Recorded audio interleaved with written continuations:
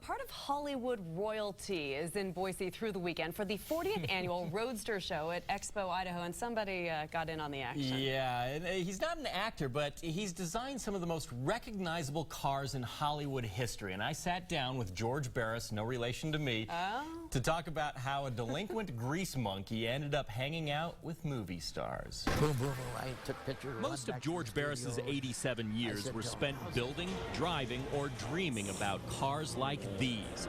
When he was old enough to drive, he had a bit of a wild side. I was what you call an illegal street dragger.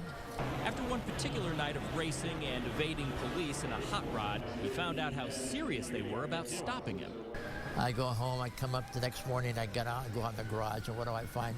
Bullet holes in my trunk. His other passion, besides illegal racing, was building custom cars, which got him recognized by Hollywood. My first car for TV was the Beverly Hillbillies in 1960. He also designed cars for the Green Hornet, the Munsters, and the Monkees. But he's most famous for the Batmobile, which he wanted to fit all the Biffs, Splats, and Pows. I said, well, then, if you're going to do that, every time you do that, I'm going to have the car do something. Pow, rocket tubes would go, bang, chain slicers and oil squirters, and I had it. And I made it become like an actor. Even today, Barris is involved in building cars, and he realizes the days of the internal combustion engine and the roar of the mighty V8 may soon be a thing of the past. He's working on a Ford Focus hybrid covered in solar cells. So now I'm taking the car that would get 48 miles before you have to charge it. Now I'm getting 187 miles. Barris will be signing autographs through the weekend at the Roadster Show, and this summer he has plans for an event at Firebird Raceway. We're going to have the General Lee is going to challenge the Batmobile. And then we'll see if Hollywood has any real muscle.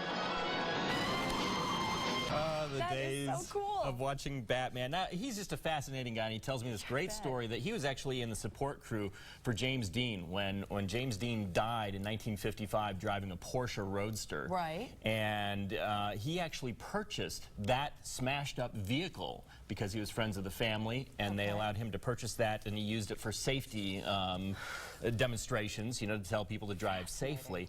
And it disappeared one day. It just was stolen, apparently, and it's worth apparently $3 million if it could be found today.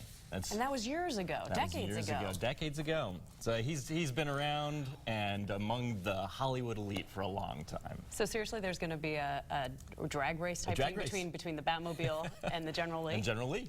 Look for it this summer. I don't know who's going to win that one. All right, coming up next.